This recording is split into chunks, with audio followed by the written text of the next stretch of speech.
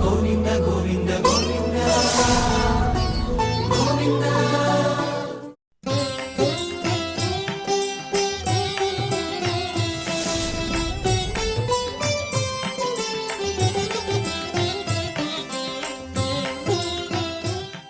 గురుర్బ్రహ్మా గురుర్విష్ణుః గురుర్దేవో మహేశ్వరః గురుః సాక్షాత్ పరం బ్రహ్మ తస్మై శ్రీ గురవే నమః.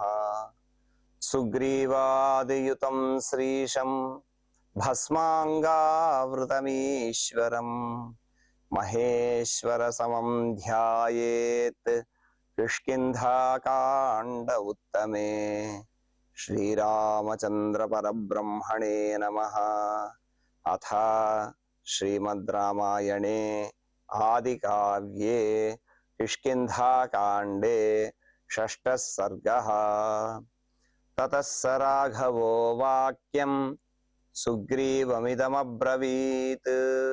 సుగ్రీవుడు సీతమ్మ జార విడిచిన ఆభరణాల మూటను తీసుకుని వచ్చి రామచంద్రునికి చూపించడం, ఆ ఆభరణాలను చూడగానే, ఎందుకంటే సీతమ్మ ఆభరణాలు చక్కగా తెలిసినటువంటి రామచంద్రుడు ఆభరణాలు చూడగానే విపరీతమైనటువంటి దుఃఖం చేత కళ్ళ నుంచి నీళ్లు కారుతూ ఉండగా ఆభరణములు కూడా చూడలేనటువంటి స్థితిలో దుఃఖాన్ని పొందినటువంటి వాడై ఉన్నాడు.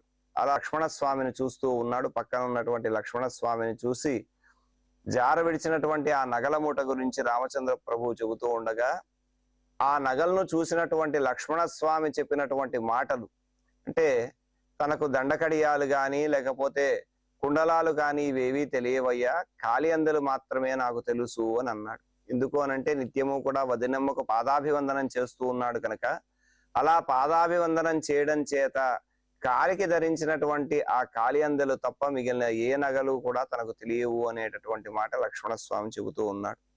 అలా నిరంతరము కూడా, అంటే ఇక్కడ లక్ష్మణస్వామి మాటలను చూస్తే భారతీయ కుటుంబ వ్యవస్థలో వదినకు ఉన్నటువంటి ప్రత్యేకమైన స్థానము, గౌరవము అనేది మనకు స్పష్టంగా తెలుస్తుంది. అందుకే వదినమ్మ అనేటటువంటి ఆ పదంలోనే తల్లితో సమానమైనటువంటి భావన, తల్లితో సమానంగా గౌరవించడం అనేటటువంటి సంప్రదాయము మనకు ఇప్పటికి కూడా కనిపిస్తూ ఉంటుంది. అలా స్త్రీలను ఏ విధంగా ఆరాధించాలో ఇక్కడ ఈ శ్లోకంలో మహర్షి చక్కగా లక్ష్మణుని మాటల ద్వారా మనకు చెప్పాడు. కనుక రామాయణాన్ని మనం చదవడము అని అంటే, రామాయణం చదవడం ద్వారా కుటుంబ విలువలు, అలాగే కుటుంబంలో ఉండేటటువంటి బంధాలు ఎలా జీవించాలి అనేటటువంటి జీవన మార్గదర్శము రామాయణము అని అన్నారు. జీవనాన్ని ఎలా నడపాలో, ఏ విధంగా గడపాలో కూడా తెలిపేటటువంటిది రామాయణం. ఇది కేవలం ఒక కథ మాత్రమే కాదు, ఆ కథతో పాటుగా మనకు అనేకమైనటువంటి విలువలను, మానవ సంబంధాలను మనకు తెలియజేసేటటువంటిది రామాయణం, ఒక మహద్గ్రంథము అని అన్నారు. అలాంటి దివ్యమైనటువంటి ఆ రామాయణంలో ఈ ఘట్టంలో ఏ విధమైనటువంటి కుటుంబ బంధాలు, విలువలు ఉన్నాయి అనేటటువంటి అంశాన్ని లక్ష్మణస్వామి చెప్పిన తరువాత, అంటే సీతమ్మ యొక్క కాలి అందలు మాత్రమే తాను గుర్తుపట్టగలను అనేటటువంటి విషయాన్ని తెలిపిన తరువాత, తతః అంటే ఆ విధంగా లక్ష్మణుడు పలికిన తరువాత, ఇక్కడ సీతమ్మ యొక్క ఆభరణాలు, అంటే కబంధుడు చెప్పిన దగ్గర నుంచి కూడా సుగ్రీవుని అన్వేషిస్తూ ఋష్యముఖ సమీపానికి వచ్చినటువంటి వారు రామలక్ష్మణులు. కబంధుడు సుగ్రీవునితో స్నేహం చేసుకోమన్నాడు, తద్వారా సీతమ్మ జాడ తెలిసే అవకాశం ఉందన్నాడు. ఇక ఇప్పుడు సీతమ్మ జాడ తెలుస్తుంది అనేటటువంటి ఆనందం, ఒకవైపు ఆభరణాలు కనిపించినటువంటి ఆనందంతో సీతమ్మ జాడ తెలుస్తుంది అనేటటువంటి ఆనందం రామచంద్రుల్లో ఉంది. కానీ సీతమ్మ కనిపించడం లేదు అనేటటువంటి దుఃఖం కూడా ఉంది. ఇలాంటి స్థితిలో ఉన్నాడు రామచంద్ర ప్రభు. ఆభరణాలు కనిపించాయని సంతోషపడాలో, సీతమ్మ కనిపించలేదని దుఃఖపడాలో, ఈ విధంగా ఈ రెండింటి సందిగ్ధావస్థలో ఉన్నటువంటి రామచంద్ర ప్రభువు అలాంటి స్థితిలో ఉండగా, రాఘవ సుగ్రీవం ఇదం వాక్యం అబ్రవీత్. రామచంద్రుడు సుగ్రీవుడితో ఈ విధంగా మాట్లాడుతున్నాడయ్యా అని చెప్పి సుగ్రీవునితో రామచంద్ర ప్రభు పలికినటువంటి మాటలు చెబుతూ ఉన్నాడు. బ్రూహి సుగ్రీవకం దేశం హ్రియంతి లక్షితాత్వయా రక్షస రౌద్ర రూపేణ మమ ప్రాణై ప్రియా ప్రియా.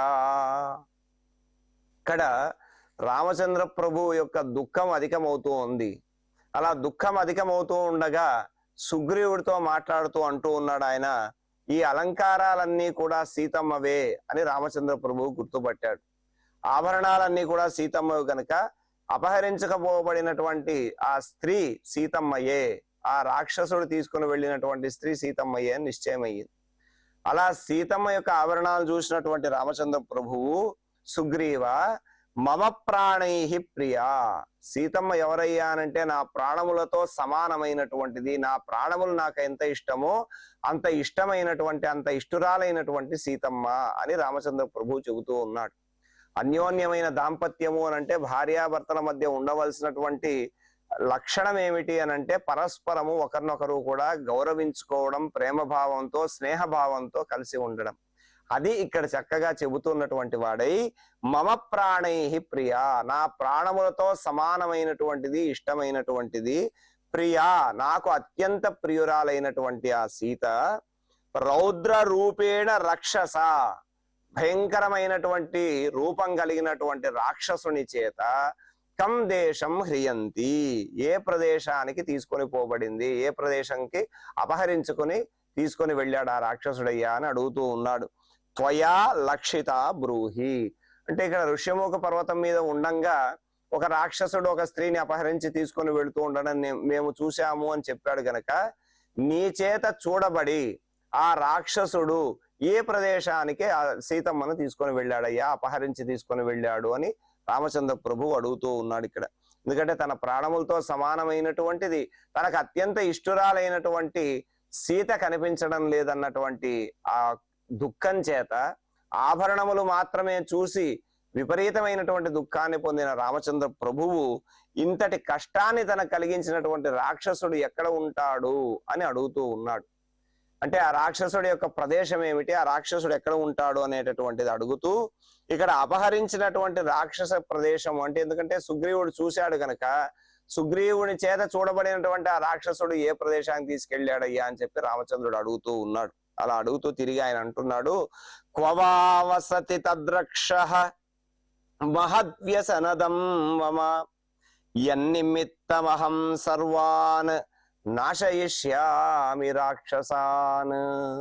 రామచంద్రుని యొక్క కోపం ఏ విధంగా ఉంది, ఆయన యొక్క దుఃఖంలో కూడా ఆయన యొక్క కోపం ఏ విధంగా ప్రదర్శిస్తున్నాడో ఇక్కడ చెబుతూ అంటున్నారు. సుగ్రీవ అహం యన్నిమిత్తం సర్వాన్ రాక్షసాన్ నాశయిష్యామి, ఏ రాక్షసుని కారణంగా, యన్నిమిత్తం అంటే ఎవని యొక్క కారణంగా, సర్వాన్ రాక్షసాన్ నాశయిష్యామి, రాక్షస కులమంతా కూడా నశింపజేస్తాను అని అన్నాడు. ఈ మాట చేత భవిష్యత్తులో జరగబోయేటటువంటి సమస్త రాక్షస వినాశనం అనేటటువంటి దానికి బీజం ఇక్కడే పడింది.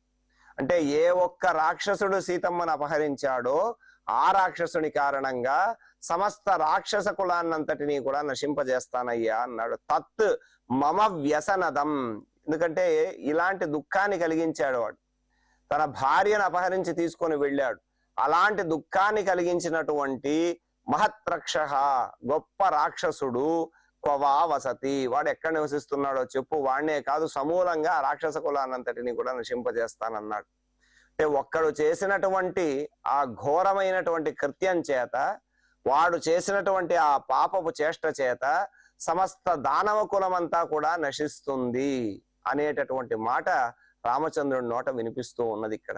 ఈ విధంగా ఒకడు చేసినటువంటి ఆ దోషం అంటే సీతమ్మను అపహరించినటువంటి రావణాసుడు రాక్షసుడు ఎవడైతే ఉన్నాడో ఆ రాక్షసుని కారణంగా సర్వాన్ నాశయిష్యామి, అందరినీ కూడా నశింపజేస్తాను అని అన్నాడు. అందరినీ అనంటే ఇక్కడ ఆ రాక్షసులందరూ కూడా ఎవరైతే ఉన్నారో వాళ్ళందరూ కూడా నశింపబడతారు అని భవిష్యత్ ఘటన ఇక్కడ రామచంద్రుడు తెలియజేస్తూ ఉన్నారు.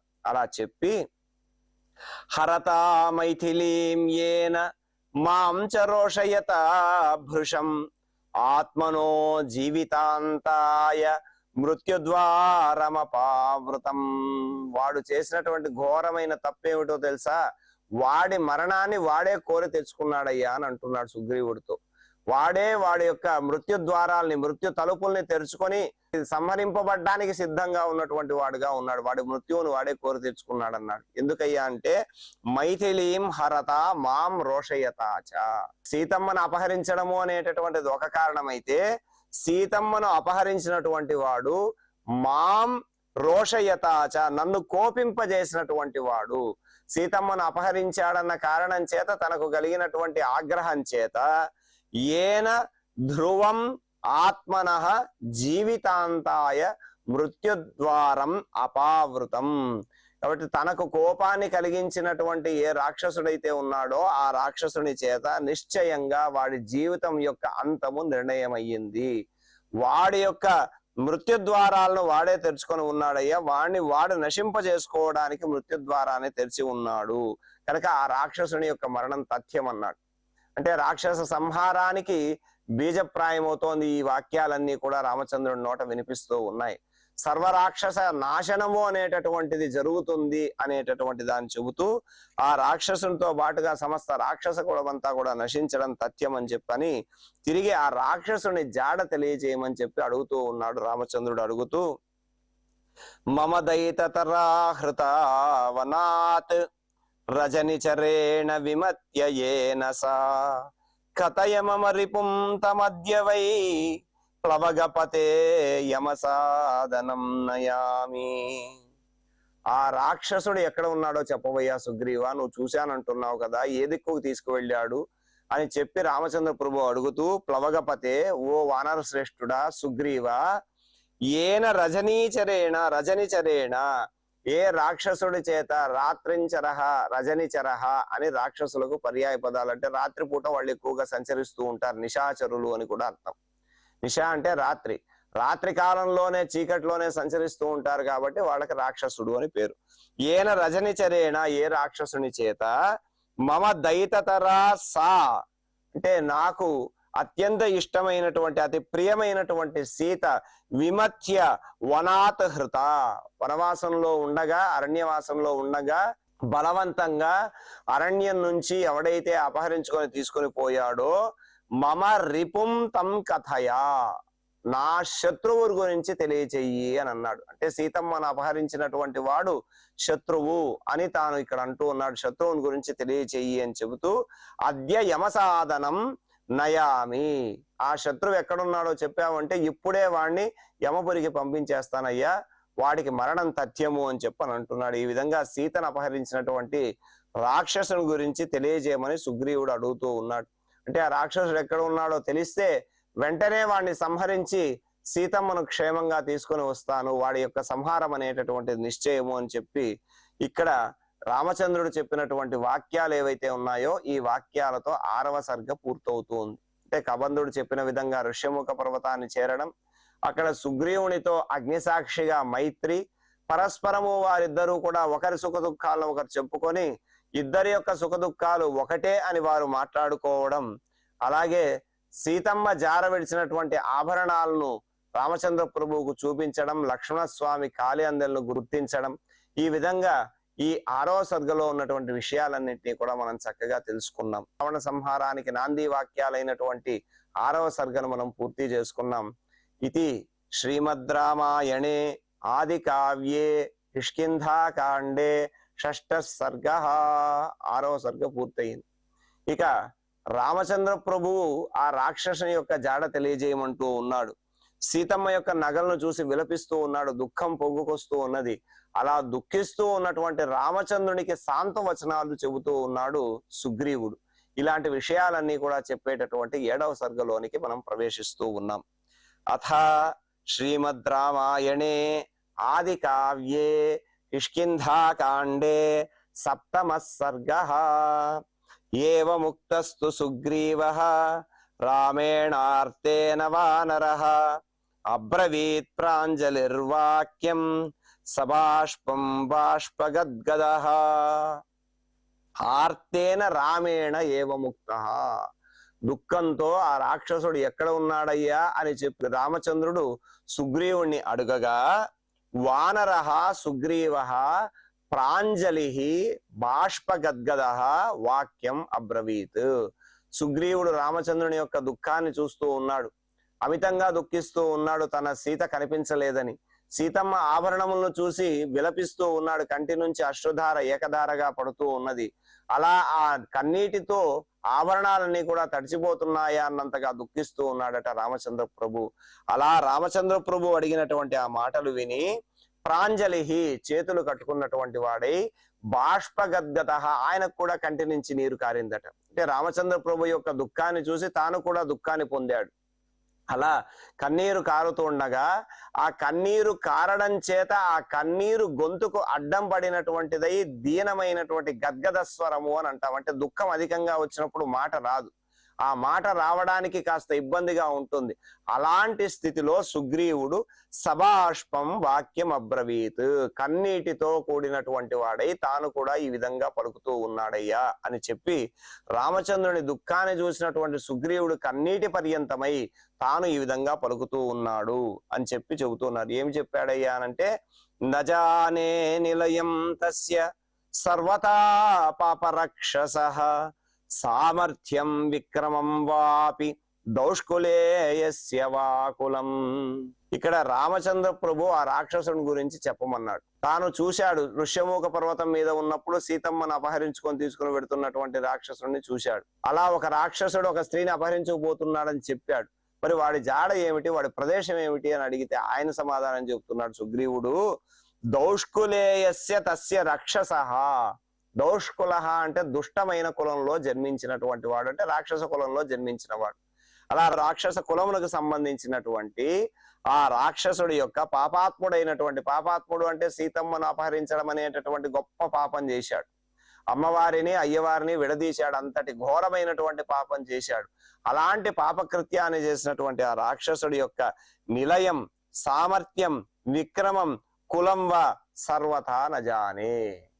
ఆ రాక్షసుడు ఎక్కడ ఉంటాడో తెలియదు, అతని సామర్థ్యం ఏమిటో తెలియదు, అతని నివాసం ఏమిటో తెలియదు, అతని యొక్క పరాక్రమం ఏమిటో తెలియదు, అతని కులం ఏమిటో తెలియదు, నాకు ఏమాత్రం తెలియదయ్యా అన్నాడు. అంటే ఇక్కడ రామచంద్ర ప్రభువు సుగ్రీవుడు ఆ రాక్షసుని చూశానన్నాడు కాబట్టి ఎక్కడ ఉన్నాడు చెప్పు అని అడిగితే ఆయన ఏం సమాధానం చెప్పాడయ్యా అంటే రావణుని ప్రదేశం కానీ, రావణుని యొక్క సామర్థ్యం కానీ, రావణుని పరాక్రమం కానీ, రావణుని కులం కానీ ఏ మాత్రం నాకు తెలియదు, నజానే నాకు తెలియదు అని అన్నాడు. ఇక్కడ చూస్తే సుగ్రీవుని యొక్క మాటలు, అంటే ఈ సందర్భంలో రాముడు అడిగినప్పుడు ఈ సందర్భంలో సుగ్రీవుడు చెప్పినటువంటి మాటలు వింటే నిజానికి రావణుని గురించి సుగ్రీవునికి తెలియదా? వాలితో ఉన్నప్పుడు వాలి రావణుని జయించాడు అనేటటువంటి విషయం సుగ్రీవునికి తెలియదా? రావణునికి వాలికి మిత్రత్వం ఉందనేటటువంటి విషయం సుగ్రీవునికి తెలియదా? మరి ఇక్కడ ఇప్పుడు ఉన్నటువంటి మాటలు చూస్తే తాను చెప్పినటువంటి మాటలు ఏమిటి అంటే ఆ రాక్షసుడు ఎవడో నాకు తెలియదు అన్నాడు. ఇక్కడ పలికినటువంటి మాటలు తర్వాత సీతాన్వేషణకు వానరులు పంపేటప్పుడు ఇదే సుగ్రీవుడు చెప్తాడు, దక్షిణ దిక్కుగా వెడితే అక్కడ ఒక భయంకరమైనటువంటి ద్వీపం ఉంది, అందులో నీవు చంపవలసినటువంటి క్రూరుడైనటువంటి రాక్షసుడు ఒకడు ఉన్నాడయ్యా రావణుడని అని అప్పుడు చెబుతున్నాడు. అంటే ఇక్కడ చెప్పిన మాటలకి అక్కడ చెప్పినటువంటి మాటలకి పరస్పరము కూడా అవి విరుద్ధంగా కనిపిస్తూ ఉన్నాయి. అంటే సుగ్రీవునికి రావణాసురుడి గురించి తెలుసా తెలియదా అనేటటువంటిది, లేదా అసత్యం చెబుతున్నాడు. ఇక్కడ అసత్యం చెబితే అగ్ని సాక్షిగా ఇద్దరు కూడా మిత్రులయ్యారు, పరస్పరము కూడా నీ సుఖం నాది, నా సుఖం నీది, నీ దుఃఖం నాది, నీ దుఃఖం నాది అని చెప్పి పరస్పరము కూడా సుఖ దుఃఖాలు ఇద్దరివి ఒకటే అని అనుకున్నారు కదా. మరి రామచంద్రుడు దుఃఖంలో ఉండగా తాను కన్నీటి పర్యంతమై తాను కూడా దుఃఖాన్ని అనుభవిస్తున్నటువంటి వాడై ఇక్కడ రాక్షసుని గురించి అడిగితే తాను రాక్షసుడి గురించి తెలియదు అనే చెప్పినటువంటి మాటలు, తర్వాత సీతాన్వేషణలో రావణాసురుడి గురించి చెప్పిన మాటలు పరస్పరం విరుద్ధంగా ఉన్నాయి కదా. ఈ రెండింటినీ కూడా చూస్తే అది మిత్రద్రోహం కాదా, అసత్యం ఆడినట్టు కాదా, అగ్నిసాక్షిగా మిత్రత్వాన్ని చేసుకొని మిత్రునికి చేస్తున్నటువంటి ద్రోహమే కదా ఇది అని అనిపిస్తుంది. కానీ సుగ్రీవుని మాటలు చూస్తే ఇక్కడ ఆయన పలికినటువంటి మాటలు మిత్రద్రోహము కాదు, అబద్ధము కాదు, అవి రెండూ కాదు. ఆయన యొక్క దూరదృష్టి, రాజనీతి ఈ రెండు కూడా స్పష్టంగా మనకు కనిపిస్తాయి. అంటే సుగ్రీవుడు ఏ విధంగా ఆలోచించి తాను ఎంత దూరాలోచన చేసినటువంటి వాడై తాను ఆ విధంగా నజానే అనే మాట రామచంద్రుడికి ఆ సమయంలో చెప్పాడు అనేటటువంటి విషయాన్ని చూస్తే రాజనీతి ఏమిటయ్యా అనంటే అల్పుడైనటువంటి రాజు తన కార్యం ఏదైనా ఉంది అంటే ముందు ఆ కార్యం నెరవేరిన తర్వాతనే ఎదుటి వాని యొక్క కార్యం పూర్తి చేయడానికి సిద్ధపడతాడు. ప్రస్తుతం సుగ్రీవుని యొక్క పరిస్థితి ఏమిటయ్యా? 4 మంత్రులతో ఋష్యముఖ పర్వతం మీద ఉన్నాడు. అన్న అయినటువంటి వాలితో శత్రుత్వం. వాలి ఋష్యముఖ పర్వతాన్ని దాటి బయటకు వచ్చాడు అంటే వాలి సుగ్రీవుణ్ణి సంహరిస్తాడు. అంతేకాదు వాలి చేత భయపడినటువంటి వాడై భార్యను కోల్పోయి, రాజ్యాన్ని కోల్పోయి, మొత్తం ప్రపంచమంతా భూమంతా కూడా తిరిగాడు వాలి నుంచి రక్షించుకోవాలి అని. తిరిగి వాలి నుంచి రక్షింపబడేటటువంటి ప్రదేశం ఒక ఋష్యముఖం మాత్రమే అని తెలుసుకొని ఋష్యముఖం మీద ఉన్నాడు. మరి ఇలాంటి సందర్భంలో తన దగ్గర రామకార్యాన్ని నెరవేర్చగలిగేటటువంటి శక్తి ఏమన్నా ఉందా అంటే 4 మంత్రులు మాత్రమే ఉన్నారు. 4 మంత్రులతో సీతమ్మను వెతకడం అనేటటువంటిది కుదరదు. అలాగే తన దగ్గర ఉన్నటువంటి సైన్యం, వానర సైన్యం అంతా కూడా వాలి అధీనంలో ఉంది. మరి వాలి అధీనంలో ఉన్నటువంటి వారందరూ కూడా తన మాట వినరు. మరి వాలి అధీనం నుంచి తన అధీనంలోకి రావాలి అంటే ముందు వాలి సంహారం జరగాలి. అలా వాలి సంహారం జరిగి వాలి సంహరింపబడిన తరువాత తాను రాజ్యాభిషిక్తుడై తాను కిష్కిందకు అధిపతి అయినప్పుడే సమస్త వానర సైన్యం అంతా కూడా తన యొక్క ఆదేశాన్ని పాటిస్తుంది. అప్పుడు సీతమ్మ జాడ నలువైపులా కూడా వెతికించడానికి కావలసినటువంటి శక్తి, సామర్థ్యము, వానర సైన్యం అన్ని కూడా సుగ్రీవుడి దగ్గర ఉంటాయి. ఇలా ఏవీ లేకుండగా అంటే ఋష్యముఖ పర్వతం నుంచి బయటకు వచ్చాడు అనుకోండి, వాలి సంహరిస్తాడు. అలాంటిది రామకార్యం కోసం వచ్చాడు అని తెలిస్తే రావణాసుడికి వాలికి స్నేహం ఉంది కాబట్టి వారిద్దరూ ఒకటైపోయారు అనుకోండి, తర్వాత రామకార్యం ఏమవుతుందో దాని యొక్క పర్యవసానం ఏమిటో ఎవరికీ తెలియదు. కార్యం చెడిపోయేటటువంటి అవకాశం ఉంది. ఎందుకంటే తరువాత కథల్లో ముందుకు వెడుతూ ఉండగా తార అంటే వాలి సంహారం అయిపోయిన తర్వాత లక్ష్మణస్వామికి చెబుతూ అక్కడ లంకలో ఉన్నటువంటి రాక్షస బలాన్నంతటినీ కూడా చెప్తుంది. ఇంతమంది రాక్షసులు ఉన్నారయ్యా, వాళ్ళని జయించాలంటే మీకు ఇంత సైన్యం కావాల్సి వస్తుంది అని. మరి అంత రాక్షస బలం తెలియకుండగా సుగ్రీవుడు పలానా చోట రాక్షసుడు ఉన్నాడు అని చెబితే బలాబలాలు లెక్క వేసుకోకుండా ఈ రాక్షసుడి యొక్క స్థావరాన్ని వెంటనే చెబితే ప్రస్తుతం రాముడు ఉన్నటువంటి స్థితి ఏమిటయ్యా అనంటే వెంటనే సీతాన్వేషణ ప్రారంభిద్దాం అనేటటువంటి స్థితిలో ఉన్నాడు రామచంద్రుడు. మరి ఇలాంటి సందర్భంలో రావణునికి మిత్రుడిగా ఉండేటటువంటి వాలి వారిద్దరూ ఏకమైన తన దగ్గర లేనటువంటి సైన్యంతో రామకార్యాన్ని మొదలు పెట్టినా, లేదా రామచంద్ర ప్రభువుకి ఇప్పుడు ఆ రాక్షసుడు ఉండేటటువంటి నివాస స్థానం తెలిపినా, ఏ రకంగా చూసినా కూడా రామచంద్రుని యొక్క కార్యము పూర్తిగా చెడిపోయేటటువంటి అవకాశం కనిపిస్తూ ఉంది. కనుక ఇవన్నీ కూడా ఆలోచించాడు. అంటే రామచంద్రుడికి రావణ నివాసం చెబితే బలాబలాలు తెలియవు. బలాబలాలు తెలియకుండా తన దగ్గర ఉన్నటువంటి మంత్రులతో వెడితే, లేదా తాను వెతకడానికి బయటికి వస్తే వాలి ద్వారా ఇబ్బంది పడేటటువంటి అవకాశం ఉంది. కనుక వాలి ఈ విధంగా సుగ్రీవుడు ప్రయత్నం చేస్తున్నాడు అని తెలిస్తే వాలే ఇతని మీదకి యుద్ధానికి వచ్చి ఇతన్ని ఓడించేటటువంటి పరిస్థితి. ఎందుకంటే పలుమార్లు వాలి చేత ఆయన నిగ్రహించబడ్డాడు, పలుమార్లు ఆయన వాలి చేత దెబ్బలు తిన్నవాడు. కనుక సుగ్రీవుడు అలాంటి నిర్ణయం చేయకుండా ఆలోచించాడు. ఆలోచించి రాజకీయ చతురత కలిగినటువంటి వాడు కనుక ఒక రాజుగా ఏ విధంగా సైన్యాన్ని అంతటిని కూడా సమీకరించుకొని ఒక కార్యాన్ని నిర్విఘ్నంగా జయప్రదంగా ముగించాలంటే దానికి కావలసినటువంటి బలాబలాలు ఏమిటో తెలిసిన వాడు కనుక ఆయన ఇక్కడ వానర సైన్యం అంతా కూడా తన వశం అవ్వాలి అంటే వాలి వధ అనేటటువంటిది ముందు జరగాలి.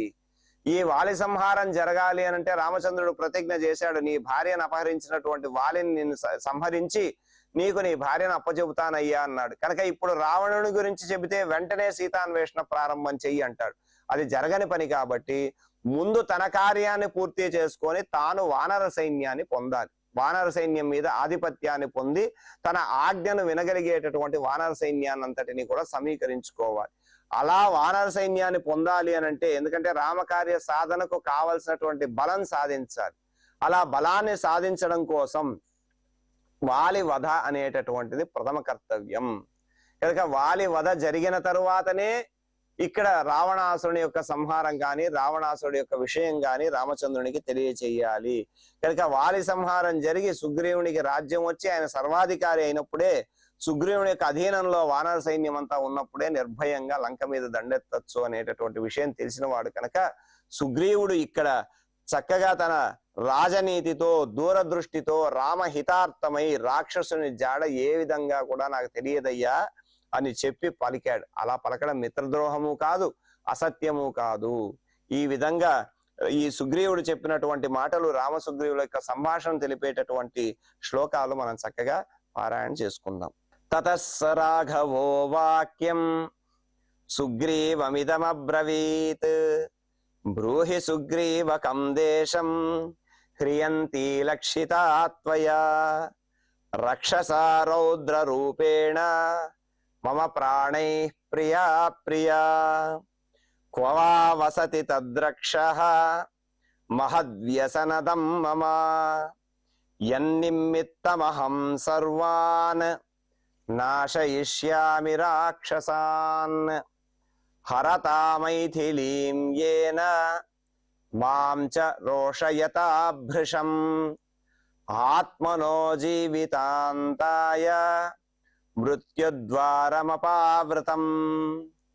మమ దయితతరా హృతావనాత్ రజనిచరేణ విమత్యయేన సా కథయ మమ రిపుం తమద్య వై ప్లవగపతే యమసాదనం నయామి ఇతి శ్రీమద్ రామాయణే ఆదికావ్యే కిష్కింధాకాండే షష్ఠः సర్గः అథ శ్రీమద్ రామాయణే ఆదికావ్యే కిష్కింధాకాండే సప్తమः సర్గः ఏవముక్తస్తు సుగ్రీవः రామేణార్తేన వానరः అబ్రవీత్ ప్రాంజలిర్వాక్యం సబాష్పం బాష్పగద్గదః న జానే నిలయం తస్య సర్వథా పాపరక్షసః సామర్థ్యం విక్రమం వాపి దౌష్కులేయస్య వా కులం ఇతి శ్రీమద్ రామాయణే ఆదికావ్యే కిష్కింధాకాండే సప్తమః సర్గే శ్లోకద్వయం. ఈ రకంగా శ్లోక పారాయణం చక్కగా పూర్తి చేసుకున్నాం. ఇప్పుడు క్షమా ప్రార్థనలతో మంగళాంతంగా ఈ కార్యక్రమాన్ని పరిపూర్ణం చేసుకుందాం. యదక్షర పదభ్రష్టం మాత్రాహీనం చ యద్భవేత్ తత్సర్వం క్షమ్యతాం దేవ నారాయణ నమోస్తుతే. కాయేన వాచా మనసేంద్రియైర్వా బుద్ధ్యాత్మనా వా ప్రకృతే స్వభావాత్ కరోమి యద్యత్ సకలం పరస్మై నారాయణాయేతి సమర్పయామి. శ్రియకాంతాయ కళ్యాణ నిధయే నిధయేర్తినాం శ్రీవేంకట నివాసాయ శ్రీనివాసాయ మంగళం.